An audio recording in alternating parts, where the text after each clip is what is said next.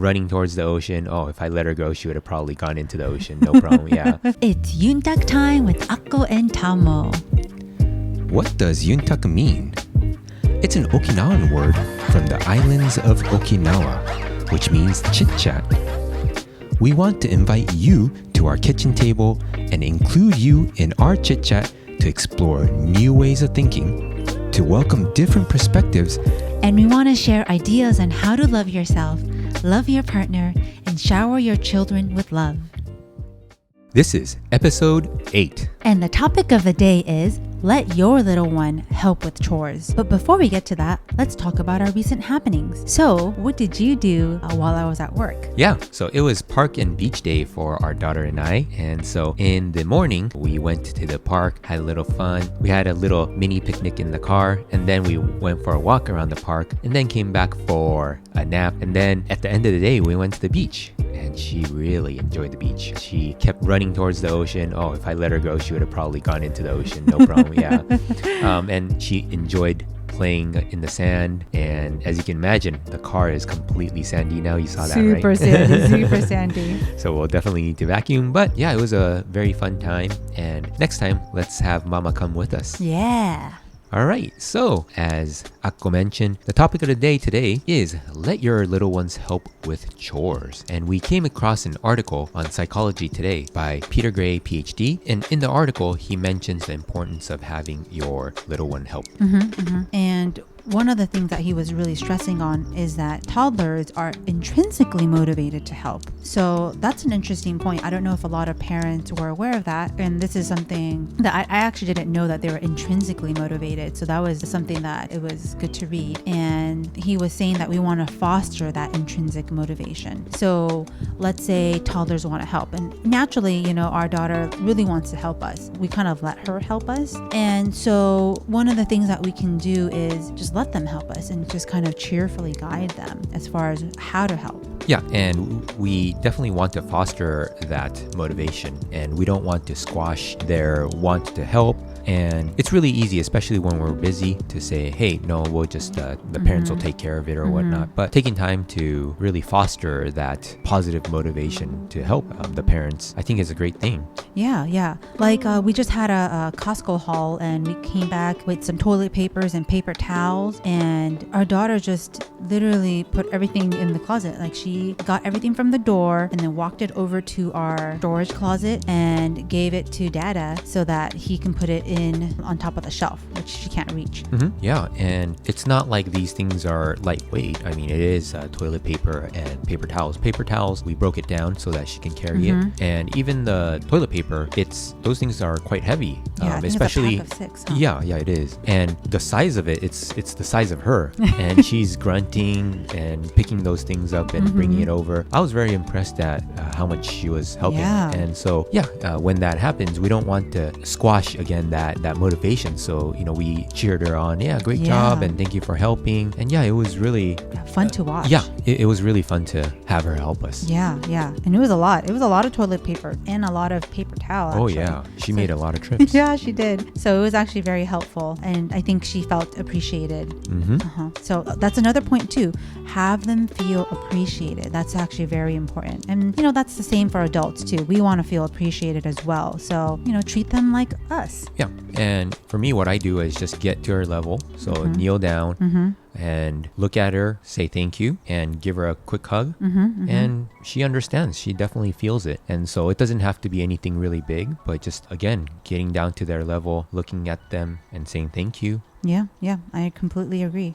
So moving on to some of the research that was actually written on this article was that they did a research in which they took children that were 18 months, 24, and I believe 36 months. And they asked the mom to observe their child to see, or children, to see if they would help in any situation. And 100% of the time, these toddlers all helped their parents. And there was also another research that compared reward versus non-rewarded helping. And this research showed that 53% of the children that were rewarded only helped again. So only 53% of the children, while 89% of the children that were not rewarded continue to help. So that kind of shows you that kids are motivated intrinsically and not extrinsically. And if extrinsically they're motivated, then they kind of stop helping. So if a child is extrinsically rewarded, then it really drops the percentage of help, which is really something that's quite big,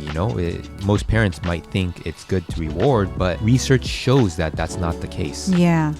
So the research shows that children are, yes, intrinsically motivated to help parents, but also if you are to extrinsically reward your child for helping, that actually drops the helping rate from 89% to 53%. Wow, that's a really big drop. Yeah. Big drop. So it might be wise to not reward for helping and just really motivate them to help us naturally. And so there's some other tips that we can share with you.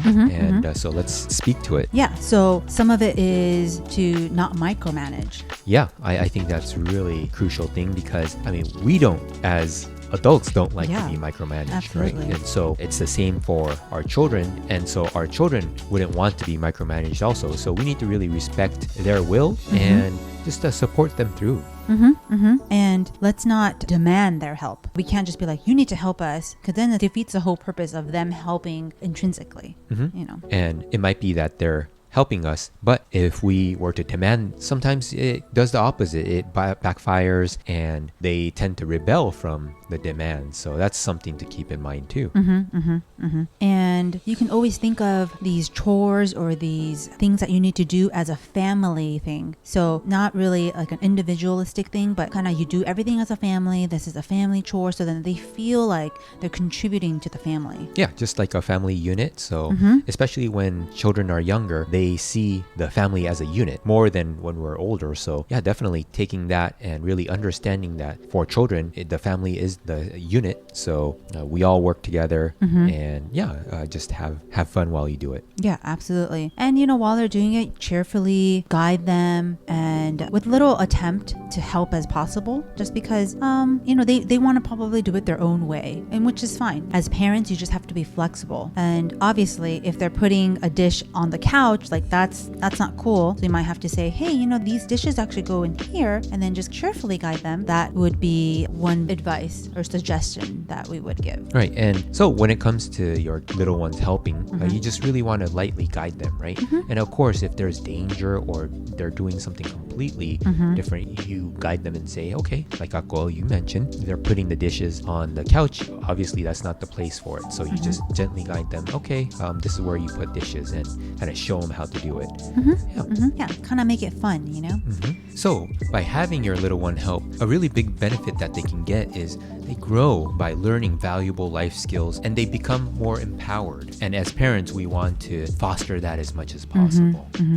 As parents, we're very busy. Just even taking care of our little ones is a full-time job in itself, but we also have work and other errands that we need to run and many other things that we have to do.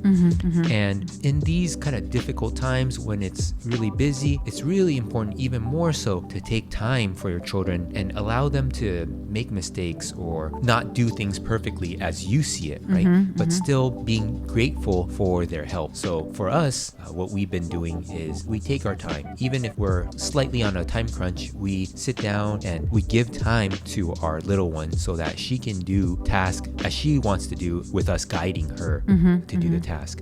And so again, we want to take time and never really rush and get angry at your child for trying to help. I think that can be something, because really detrimental, right? Yeah, because the children could actually feel that energy and feel being rushed. So that's why as parents, you just have to check in with yourself and make sure that you're not feeling that urgency, because your children can feel that and then they might not be able to complete the task or complete the help. So as parents, we just need to just keep calm and just be patient with our little one so that they can do what they want to do.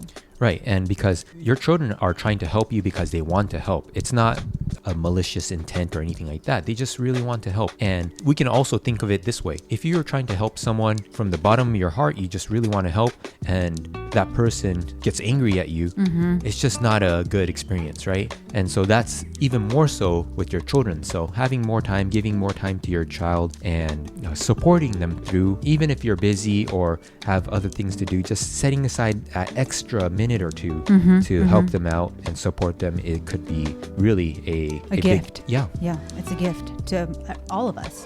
hmm Yeah. And another thing that we read in the article was that once we can kind of create this foundation for help, they'll continue to help throughout their lives. Yeah, throughout adulthood. So it's great.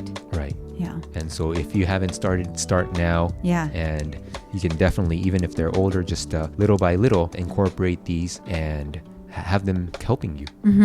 And so with that said, we just want to let you know that having your child help or children help really allows them to grow by learning valuable skills and being empowered. So they become stand-up adults. And these life skills will continue to pay off dividends for the children throughout life. Just being empowered, knowing these life skills, and it allows more opportunity for your children to flourish.